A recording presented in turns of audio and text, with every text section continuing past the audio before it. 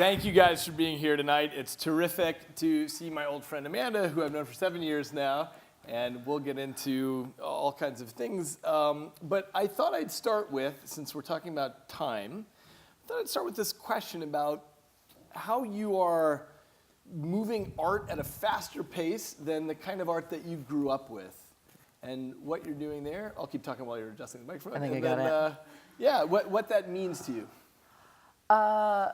So the way that I've been making art in the last 3 years has been really affected by having patrons, which is something that I started doing it would have been right around 3 years ago, right around the time I had a baby. And those two things happened at the same time, which I actually think was not a coincidence.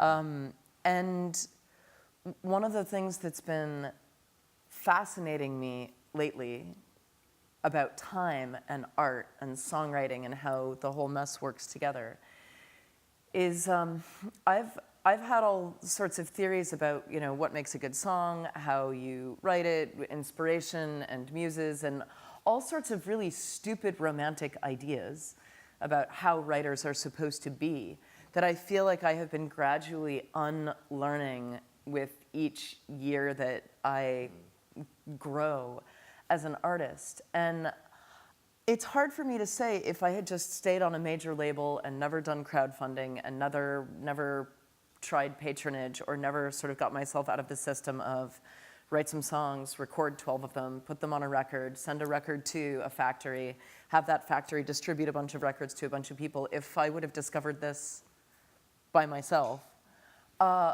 But just literally the nature of the way I write songs has changed because of the changing distribution system and because of the internet and because of the way that songs are no longer packaged in this specific way that is then distributed and handed out to you guys. And I'm losing it. Like, I can't believe that I spent my whole life thinking about songwriting and delivering those songs in such a narrow way. But we all did. We grew up in, most of my peer group, we grew up in the 70s and 80s, and if you were a songwriter, you did a thing, and a song was about a certain amount of time. A song was 3 to 5 minutes, which when you think about it is bananas, but that's sort of what we all agreed upon. And we agreed upon that because of the size of the physical material that the thing was printed on. And going back and looking at all of these things that I just took for granted about time and art, even though I knew better, even though I studied experimental music in college and was like, yes, some songs are years long for the weird people. But it really is, I have just been just exploding with delight at my own ignorance in how people can trade art back and forth in ways that I had not thought possible. So what kind of things are you doing that changes the way, the model? Well, I mean, one of the things that I've been doing in the last 6 months or so is setting myself very extreme and constrictive deadlines, going out to my patrons, of which there's about 10,000, and I'm sure some of you in the room, there's probably at least a few of you in the room. Okay, like half the people here. Going out to this group of people and specifically asking them a question or sort of throwing out a prompt. And this happened a few months ago. I wrote what I think might be one of the best songs of my career. I gave myself 1 day to write it and record it and film the recording of it so I couldn't fuck it up.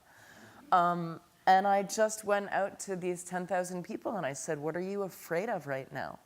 Right now, just tell me. Stop what you're doing, tell me. And I didn't take into account the fact that it would read me 7 hours to read 2,000 comments filled with everybody's pain. But that song erupted out of an immediate response to these immediate responses from all of these people. And it felt in that moment when I was writing that song going, you only have a few hours and you have to write a really good song or people are going to think you're a terrible artist. It felt like a kind of a magic alchemy between me and these people, and the fact that I was going to, the next day, deliver them what I had made.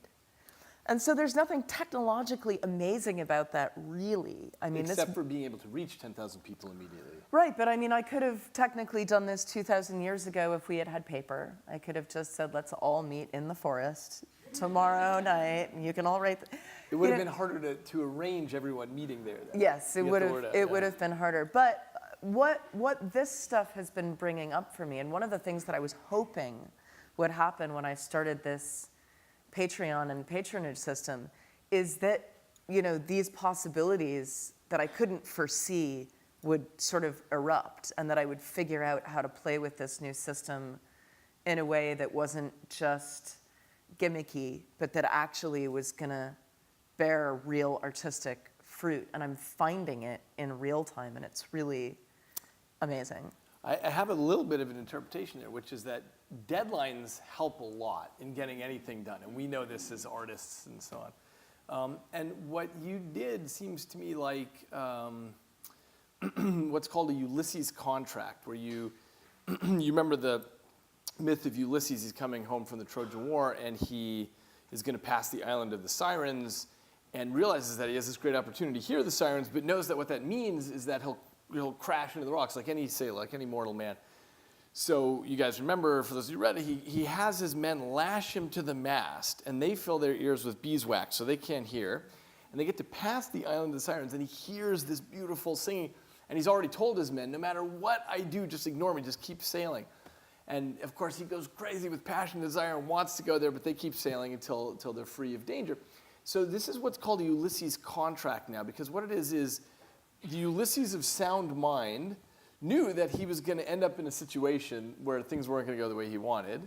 And so he constrained his behavior, in this case by lashing himself to the mast.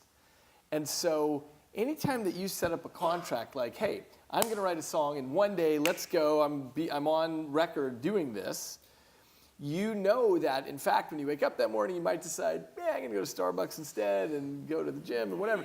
But you're constraining yourself because you've got 10,000 people bearing down on you now. Well, and so the most interesting thing about this is that it isn't so much the deadline, it's the accountability. Because if and I've done it, you know, tomorrow I'm going to songwrite. And you wind up at a coffee shop really fast. But there's this thing, because of the socialness and the accountability to others, and also I have a pretty compassionate relationship with my audience.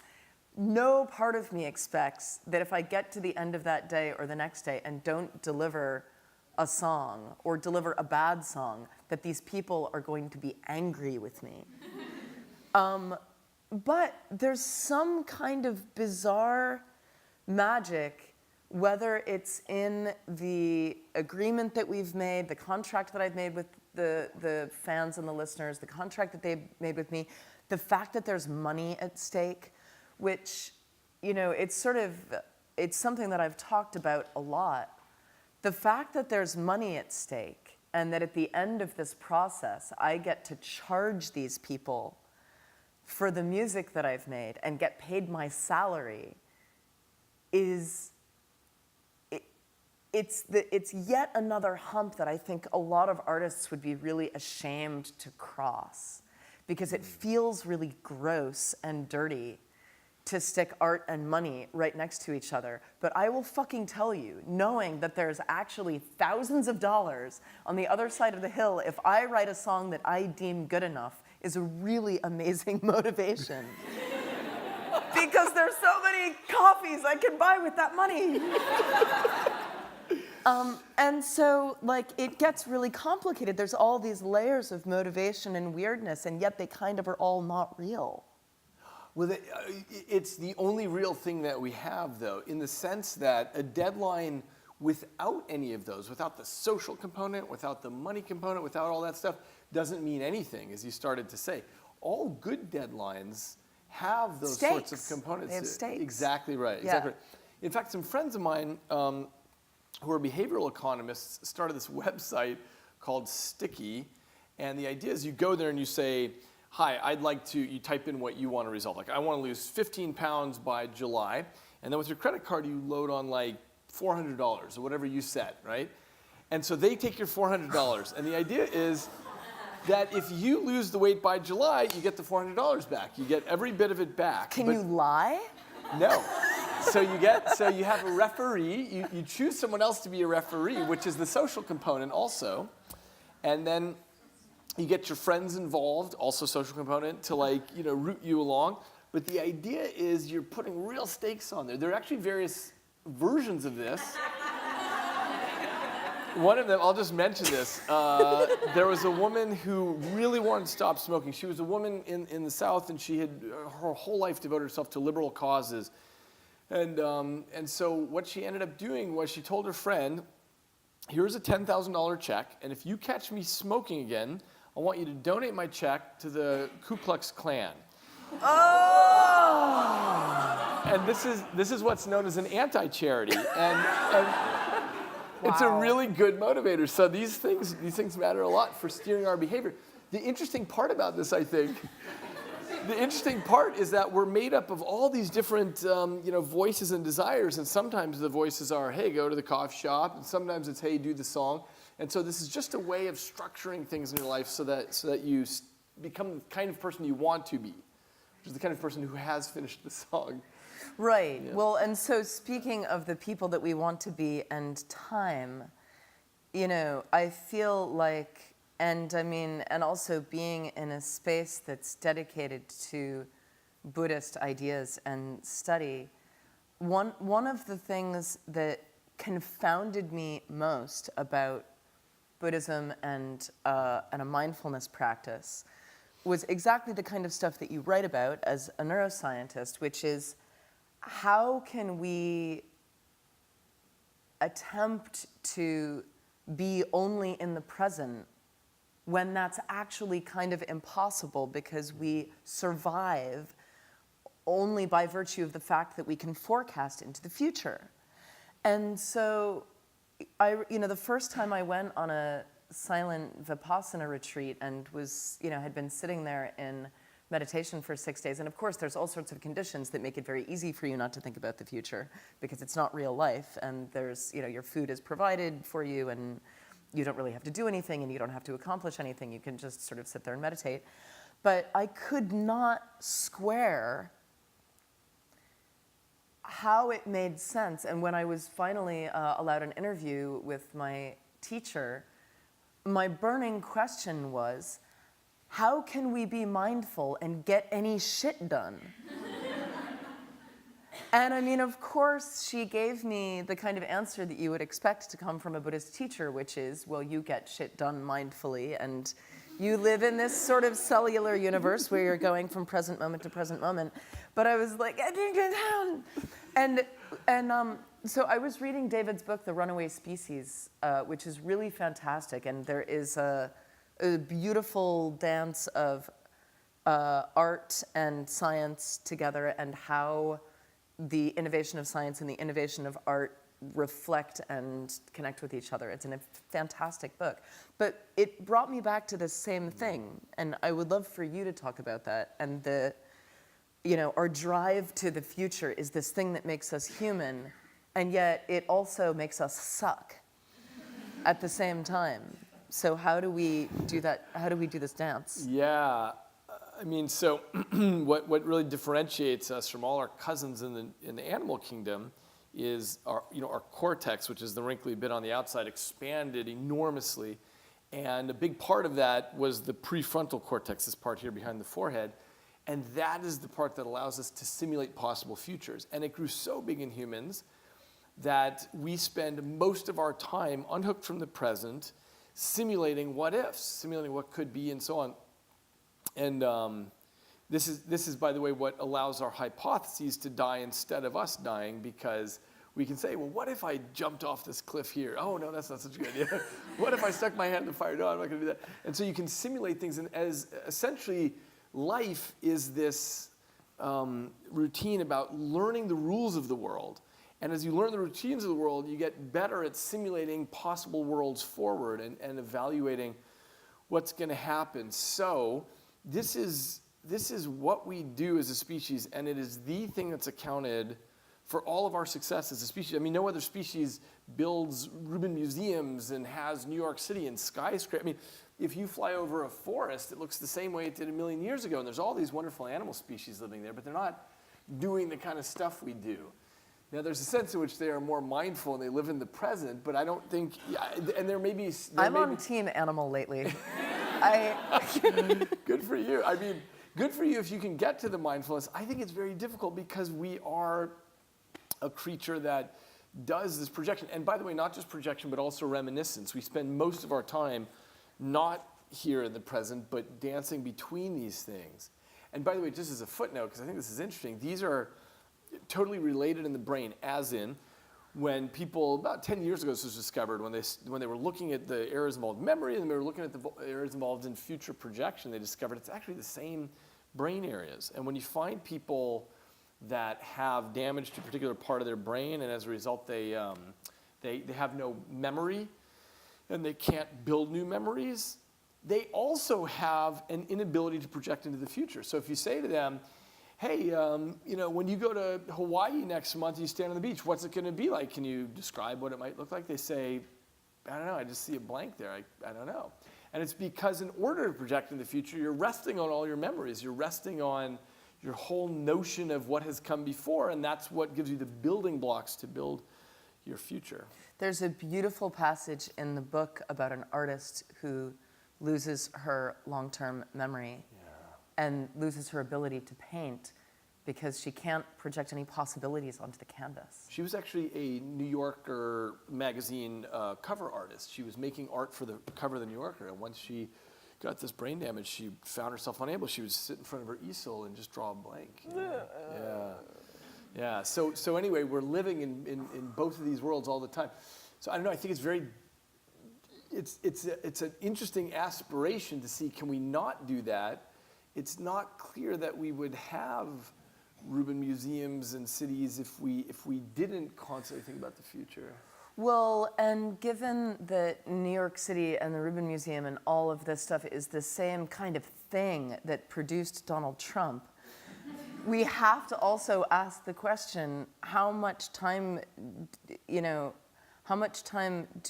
do we need to spend in the present in order to not be maniacs? Yeah, I mean, I don't know if I think Trump got elected because we weren't spending enough time in the present. It has to do, if you want to elect people well, again, you have to think about the future. It's, hi, here's a slate of candidates. If I were to project all these people forward, what's going to be the best sort of thing? I think it was, let's not get the politics of it, but people have different ideas about what they want based on what has happened to them up until now. And in many Midwestern regions that we're familiar with and so on, they say, wow, things really stink now. And our assumption is that this guy who's telling us that he cares about us and so on, this is going to make things better. Yeah. We got way off topic there, sorry. We were supposed to be talking about art and time. Yeah. So tell me about the fast art movement. You started talking about that, but give me more about that. Well, one of the things that I always struggled as a teenager and then into my 20s with discipline. As a songwriter, I started a lot of songs and then wouldn't finish them. And I didn't have any specific theories or superstitions or systems at all for songwriting. But I did notice by the time I got into my late 20s, and at that point had written a couple hundred songs probably, that there was a unifying commonality between the best songs. And the unifying commonality was that I wrote them fast. So I developed a theory that, whether it was true or not, at least helped me to kind of understand my own creative process. And that theory was song ideas, song fetuses have a half-life. And the further away I got from the initial moment of, this idea impregnating my brain, the further away I got, the harder it became to write it, to fully manifest that idea as a good song. And it seems to be that like within a couple of hours or days of getting at the idea, there was a freshness and a, like a holisticness of what this song could and would be and would sort of sound like. And then the further away I got, it just, exponentially dropped off. And the terrible, like morbid metaphor that I came up with for it is like, you don't give birth to a baby and then like stick it in a closet and come back to it 3 weeks later and then care about it, because at that point the baby's dead. There's just nothing you can do. But I also think that this might have been a story that I told myself, because I don't necessarily know if I believe in that. And I also started to research other songwriters' relationships with time. And every artist has their own relationship with this subject, like the gestational life of an artistic impulse. And I read this great anecdote. It was actually in the New Yorker, in a profile on Leonard Cohen.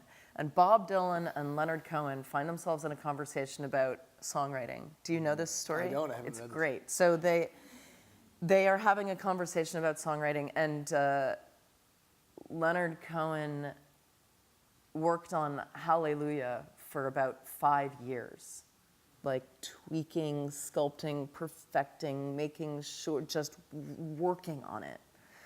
And when Bob Dylan asked him how long it took him to write, he lied and said 2 years. And then in the course of the same conversation, Leonard Cohen says, I really like this particular song of yours. I think it was, I don't want to get it wrong. Doesn't matter. It was some good Bob Dylan song. Sorry. Nothing against Bob Dylan. A song that Leonard Cohen really admired, and he said, how long did it take you to write it? And he was like, I don't know, 15 minutes. And you can totally imagine Leonard Cohen be like, you mother... but there's also like the hallmark and the taste and feel of their songwriting is so different, probably because of that reason. It doesn't sound like Leonard Cohen dashed off Tower of Song or Hallelujah in 15 minutes. And it shouldn't sound like that. The thing that he wanted to make was the thing that he wanted to make, and that was the gestational period that it took. So I find myself going like, okay, well, maybe I have this trick and maybe it works to write a song fast sometimes. But like any good artist or scientist or human being, you don't want to get trapped in your own small conception or superstition about how things work, because that's what always ultimately fucks you as an artist or a person in a relationship. It's like, this thing worked once, I'll just do it again and again and again and again and again. That's right. I think I have two reactions to what you said. One is, so first of all, there's almost everything that happens in the brain is happening at an unconscious level. And the conscious part of the brain is just the littlest bit of of what's happening. It's the broom closet in the mansion of the brain. And so what happens with Cohen or Dylan or anybody is that there's lots of ideas being proposed and evaluated down deep, never have any access to it. And then one day it's, oh, maybe I'll write a song called Hallelujah. It comes up to the surface. But the thing is that by the time ideas come up there, they've sort of been through the ringer a little bit. So usually they're not bad. I mean, plenty of them still are bad, but it's already sort of formed. And so often there's this feeling of, oh God, why didn't I think of that before? That's so good, I should do that. What I find interesting about the idea that you mentioned about the half-life to the idea is that there's this illusion of continuity that we have, which is that you think you're the same person that you were when you were 30 and 20 and 10 and so on. But that's actually a real illusion, and we have it because you have the same name, then you have the same parents, you have the same story of I was born in blah, and I grew up blah, blah, blah. But in fact, you end up being a pretty different person. So, every new experience that comes in actually rewires the brain and makes you somewhat different. So the point is, when you're 25 and you have an idea, the reason it makes sense to pursue that and write the song and do the thing is because when you look back when you're 45, you might not think it's that good. You might think it's juvenilia by the time you look back. And that's just because a lot of water has run under the bridge by the time you look back on it. So it really makes sense to jump on an idea when you think, for who I am, for all my genetics and my world experience that's led up to this moment, this is a good idea. I'm doing it because it won't last. Well, but on the other hand, and I was just talking about this backstage, but there's a great passage in Runaway Species about this. On the one hand, we are really into, novelty and what's happening right now and this new exciting shiny thing in front of me, like in the context of this conversation, this new idea. But we also really like prediction and sameness. And this is such a bizarre paradox because, especially when it comes to music, there's actually, I'm going to take this slightly off-road, but it's going to make sense. Great. Neil mentioned, my husband, Neil Gaiman, mentioned this the other day, and it's like he has these these thoughts about art that he kind of keeps in jars, and he'll bring them out, but I haven't heard all of them. And he had this thought about art that he mentioned the other day because we were seeing, it was inspired by the fact that we were in Vancouver and we were seeing some otters. There were just these wild otters flip-flopping around on a dock. And he said, "Did you know?" And you know that when he says, "Did you know?" he's going to drop an art bomb. "Did you know? Did you know that otters are smarter than dolphins?" So first of all, I don't know if this is true. It could be a lie. Because with Neil, you never know. He could be going somewhere. That otters are smarter than dolphins, but they don't train them in aquariums to do tricks. Because while otters are smarter than dolphins, if trained and given a piece of food after doing a trick, a dolphin will make an association and repeat that trick, and an otter won't. And I was like, well, that's, of course, because the otter's fucking smart. It's like, I'm not going to do that again. You're a human, and you're trying to enslave me. And he continued on to say, I have this theory about artists, that some artists are dolphins, and some artists are otters. And some artists, if you clap for the artist, they'll just be like, I'll do that thing again, that thing that you liked once. But those are also, those are the artists that don't really last because they're not innovating and they're not confounding you and surprising you. And what makes an artist good, what makes an idea good, what makes anything good, a relationship good, is that it doesn't just stay samey. It changes. Boy, that is a terrific analogy. That's exactly right. And when you look at... Score, Neil Gaiman, you got it. David Eagleman said if you're watching you were us smart. on Facebook, yes. When you look at artists like the Beatles, for example, and by the time they came out with Revolution #9, the White Album, it was so completely different than where they started, but that was the useful trick, was completely changing it up every time. I just made a documentary about creativity based on the Runaway Species. I went and I interviewed Nick Cave, and he talked about this. Yeah, he's terrific, and what he talked about was how every time they do something totally different, and it pisses off his fans from before. They think, well, that wasn't like the last album, and I don't like this guy anymore. But he keeps doing it. He keeps getting new fans that way. But yeah, this is the really important part for any artist, is hitting this place between novelty and familiarity, such that there's a little bit familiar, like, oh yeah, that does sound like John Lennon, and so like you get the thing that led you there, but there's something really new and surprising, because that's how our brains are structured is we're always looking for the new. Well, and yet, with Nick Cave and with any artist, even if you are quote unquote innovating and doing something surprising, you know, if the aliens were to come down to the planet and look at the difference between, you know, the White Album and Sgt. Pepper's, they'd be like, it looks like the same shit to me. But you know, there needs to be enough continuity that we still know it's Nick Cave making music. Yeah. It's still Nick Cave playing piano, guitar, singing. Like, the similarities vastly outweigh the differences, but to our feeble little brains going like, oh, these songs are all in major keys. I didn't like that. I thought you were Nick Cave and supposed to be sad. You know, it's so minute. But yeah, exactly. You bringing up Nick Cave is perfect because he's like my patron saint of discipline.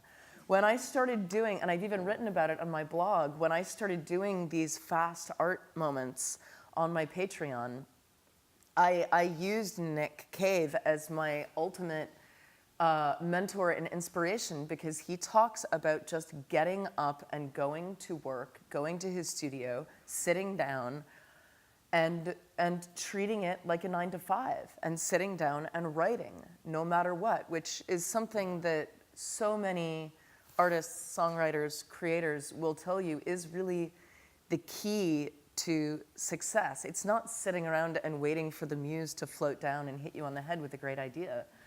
It's making yourself as available as possible by working to the good things happening. And this is hard to, as someone who fantasizes about being a rock star and a musician and thinking that it's just going to be fun and easy, it's a really hard pill to swallow. That you actually have to work. Exactly, and this, by the way, is a form of Ulysses Contract. If you say, all right, I'm going to rent an office space, and I'm going to go. I know several writer friends who do this. They don't work at home, because then you just go to the fridge all day and so on. They rent some little crappy space, and they travel like at least 15 minutes, and they sit down in their office, and then you've got nothing to do but write. And it's Totally. a way of making that contract with yourself, though, because you know that your future self is going to behave badly and crash into the rocks. Why are we so awful? It's because... Why can't we just do the thing? Yeah. It's because you have this dialogue in your brain with all these different neural networks that want different things. So part of you wants to be a successful rock star writer, this, that. But part of you wants those chocolate chip cookies that are in the cabinet, or wants to nap or get on Twitter or whatever the thing is. And so it's a competition between these different parties in the neural parliament. So I know... Party in the neural parliament! As in political parties, yes.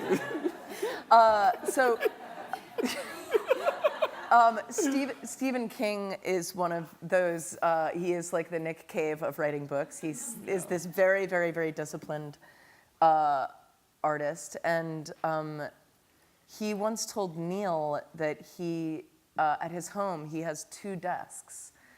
One for doing admin and whatnot, and one just for writing.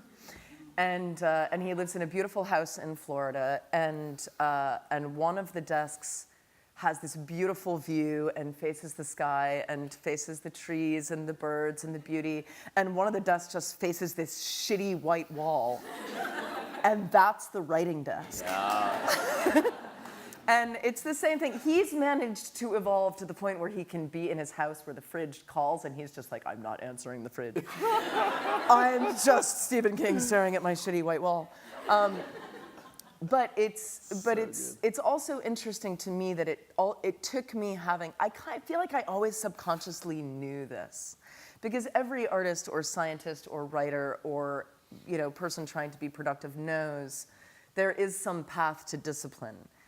And it wasn't until I had a kid that I actually just strapped the suit on and was like, I'm going to go to work today and write songs today from 10 until 6. If it kills me, I'm going to do that. And I feel like part of it was either being inspired by or being given permission from all of these mothers who I talked to when I was pregnant, while I was grappling with whether or not I wanted to have a child. And so many of them, these working artist mothers that I talked to, said, just trust me, after you have a baby, you are going to be so fucking disciplined. you're gonna have 2 hours and you're gonna be like, oh my God, 2 hours, I'm gonna write an entire opera. and whether or not they were saying that because someone else had said it to them and they just held on to it like a pillar of faith, or it really is a neurological thing that happened to me, I made it happen also because my social contract with myself and the shame that I was so afraid was waiting around the corner if I had a child and couldn't continue to make good art, it just lit the hugest fire. Wow, hand of God. It lit the hugest fire under my ass because I had to prove to myself and to my peers and to everyone that just because I had had a child, I wasn't going to stop being a productive, good, likable, legitimate artist.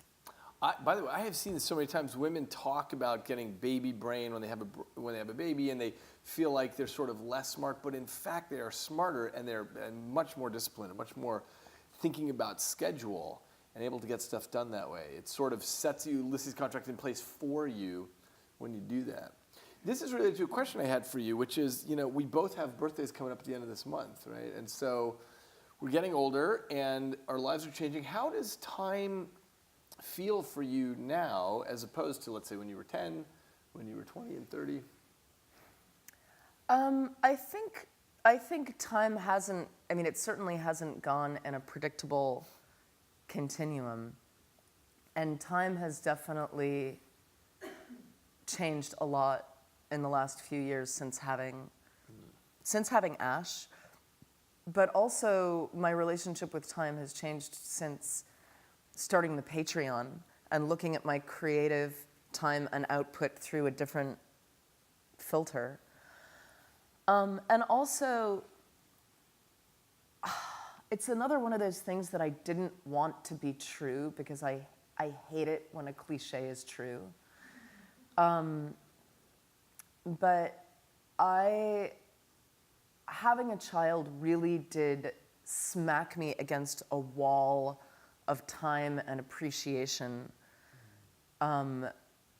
for the present. So even though I was a meditator and a yogi and, waving my flag of, oh, we all really need to be mindful, I was also a maniac on a phone constantly.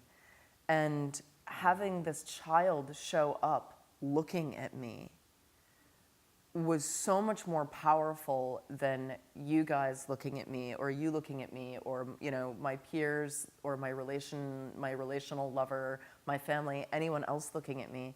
Because when a 2-year-old is looking at you and you're distracted and not in the present and on your phone, you really feel the inherent sickness of being lost and distracted.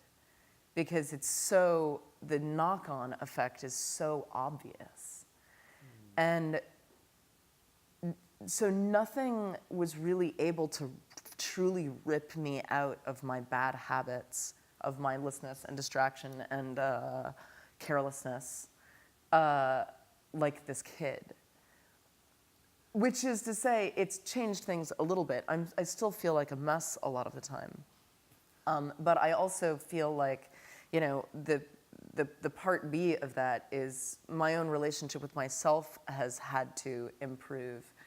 Because while I don't want my child to see this distracted maniac, I also don't want this child to see this self-flagellating, like, oh my God, I'm so distracted person either. So you become this teeny little narrow role model, which, you've got a 2-year-old and a 6-year-old, so you know what I'm talking about. And so many people said this to me, and especially as a person who was on the fence about having children, I just didn't want to believe that it was going to happen because I didn't want to think that it was going to take something so momentous and obvious, like having a child, to bitch slap me into the present. But it did. It worked. So, I'm not sure where my life and my relationship with time and mindfulness in the present would have gone had I not had a kid. I like to think that had I made the choice to not have a kid, which was a choice that I made many times, you know, having multiple abortions, going, I'm going to go this way, I'm going to go this way, that part of my contract with myself was, if this is the way to enlightenment or to being more mindful and a kid isn't going to do it, I'm going to have to do it. You know, I'm going to have to somehow manufacture that cosmic bitch slap myself, because we all know when we're being distracted, and we all know what's coming.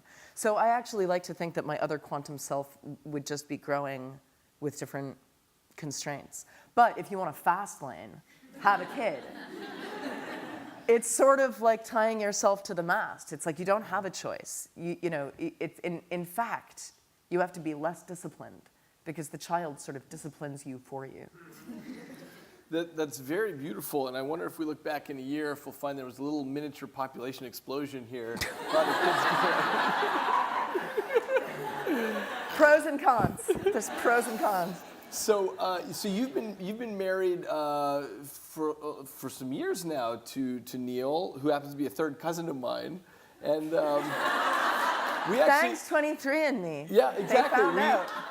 I actually was the one who told Neil to get on 23andMe, and we were just talking about stuff, and then he got on, and then we discovered we're third cousins. And did you know that he also found out when he got on 23andMe that he and Michael Chabon are cousins, which means you're cousins with Michael Chabon. It was me and Michael and Neil were all talking about 23andMe, and I got them on it, and that's when we all discovered that. Woo. Be that as it may. So what has marriage done to your sense of time, and how do you think about that? Is it as good as the baby or different? It's not as good as the baby. I mean, I heard think, my wife laugh there. I'm not sure. I'll just be honest. If you're talking about some kind of fulcrum, you know, or microwave of self, the baby is like, put it on high for, 30 seconds and it just zaps your brain. A relationship is more like, power level 3, like a slow baked potato. Your brain and your soul and yourself marinates in a long-term relationship in a way that hopefully is taking you on a path to being a better and more compassionate person. But it's so much harder to be in a relationship with an adult than in a relationship with a 2-year-old. And yet, I look at my relationship with Neil as a massively important teacher in my life. I have hit the wall with him so many times, and he's hit the wall with me. And look at us. We're like both, massive artists, egos, control freaks. It doesn't take much to, for us to explode at one another in what we have come, it's very useful naming things and problems in your relationship. Neil and I have named the fundamental problem of our relationship, which is we fight for control over the narrative. Constantly. And this is a pretty common theme in a lot of relationships, and it's about way more than like, you said you were going to be here at 7. No, I said 7:30. The giant narrative of like, who's in charge of this story?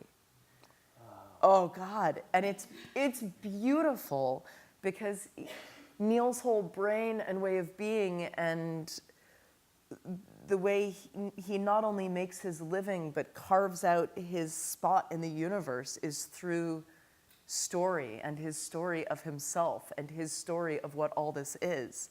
But you challenge that and you get a mad motherfucker. And I'm sort of the same way. We all are. I mean, one of the greatest teachings of some of the yoga retreats and meditation retreats I've gone on is how we clutch like wounded animals. We clutch to these stories of who we are and who you have to see when we see us so tenaciously. And so when you stick someone like me and Neil together who are so attached to our own narratives, you get explosive fireworks, and they're not always pretty. But in good news, if a relationship like this is going to sustain, we have to dismantle those narratives to survive. And it's in the dismantling of those narratives and those stories of self where actual love and vulnerability happens. And when it happens, often because things have fractured and shattered and fallen apart, and we have to still, face, see, and resolve with each other, I actually think that's what love is to actually look at, these narratives that we're so trying to force on one another and see through them and still hold hands at the end of the night, which can be so difficult when someone is challenging your very sense of self. That's right, and a spouse is optimally positioned to challenge that sense of self because they see all the parts of you rather than the public part of you. Yeah. I mean, it seems to me one of the three most important words in science are also the most important words in a relationship, which is I don't know. This has been what drives science forward, is not pretending like, oh, we've got this all figured out, but saying, Jesus, I don't know what's going on here.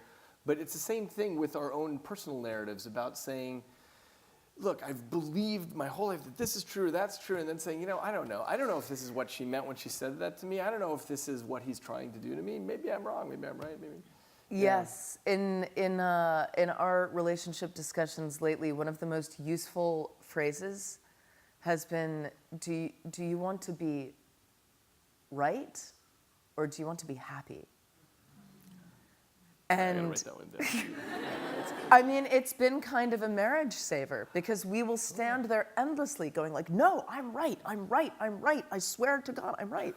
But if you're just shouting at each other that you're both right, there's no love. It doesn't matter. It doesn't even matter if you're both right. You're not in love. You're not actually yielding. You're not communicating. You're not trying. Yeah. I'll just tie this back to this issue about simulating the future, which is when you're in a long-term relationship, a lot of your brain circuitry ends up representing the other person and a model of the other person. And so you end up thinking like, okay, well, what would she say if I said this? Okay, well, how would she like to do that? Would she not like to do that? And so a large part of your brain is taken up by Neil. I know. Yeah. Sometimes I worry that there's more of him in there than me. He's just like, there's been like a hostile takeover. Yeah, and but this is one of the beautiful things about being in a long-term relationship is that you're literally sharing your brains in that way. Well, and so the same thing, hopefully, that makes us good artists or good writers, scientists, to leave space for that model of the other person in our head to evolve and change is actually quite challenging. And Neil and I do this constantly. We make assumptions about the other because we know each other so well at this point. Or you think you do. We think we do, and we have this finished model of like, this is what Neil is going to do, this is what Neil is going to say, this is how Amanda has always liked it, this is what she wants, this is what she has said, these are the rules. And one of the other themes in our relationship, and one of the things that we literally have learned to put words for is, honey, you have to let me change. Oh. You have to let the picture of everything that I've already done never be this fixed, permanent thing, because then I can't change. Because then I am stuck inside your head as a fixed image. And if you don't let me change, I literally can't. Because we're sort of, especially if you're in a marriage or a relationship like that, you're living almost as a reflected holograph of the other person's mind. You're an audience of one for the other. And so if that person won't let you change, chances are you may not. That's beautiful. There's actually two reasons it's important to let the model change, and it's because the person themselves is changing, and we have crappy internal models. So we always think like, oh, I've got a finished model of my spouse or my best friend or whoever, and we don't. Even though I mentioned before that a big part of what intelligent brains do, as in human, Homo sapien brains, we're always predicting the future. We're totally bad at it. We're just good enough to survive as a species, but we're not much better than that. Well, or are we? Are we better than? Well, no. I mean, has our drive to innovate and evolve and grow and, be productive, has it gotten us into an unsalvageable mess? Oh, I don't think so. I think we're so much better. We're all good. I'll just mention one thing. My colleague Steven Pinker has written a book called The Better Angels of Our Nature. Some of you know that. He just wrote a book called Enlightenment Now. And he just makes the argument that when you look at any measure of human progress, whether that's child mortality or the age at which you're going to die or poverty, or like all of that's been moving in the right direction. Everything has been getting better all the time. And so it's a very, I kind of feel like in this age of doom and gloom with CNN and so on, it's really nice to see the numbers on this stuff and to see how well this push for human innovation is getting us to the right place. And yet I would push back against the pinkering because, thanks, because that must be Maria. It is. Which reminds me, you need to ask me Maria's question. I forgot. Wait, did I bring my phone? I forgot my phone. If you don't have it, with Q&A, we'll get Maria to ask the question. I should have brought it out. The metrics that he's using aren't all the metrics. And I would only push back against the everything is technically, statistically getting better. There's plenty of evidence that certain things are not getting better. Like what? I feel like we're not taking care of the earth. And I mean, so things may be getting better for us, but are they getting better for everything? Are they getting better for cows? Are they getting better for the trees and the air and the things swimming in the ocean? Because with species dying off, and I mean, you'll definitely have a rebuttal. I want to believe you, and I want to believe Steven Pinker so badly. I have a kid. I am not doom and gloom, and I'm generally pretty optimistic, but I also, I think we have to, if we're going to look at the statistics, we have to look much deeper than just a few graphs.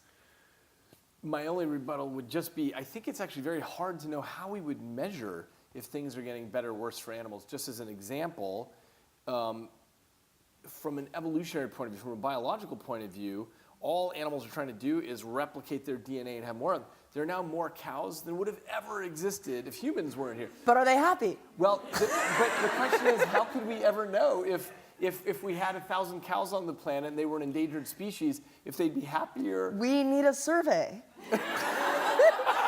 And you need to invent it. All right, cow.com, it's coming. All right.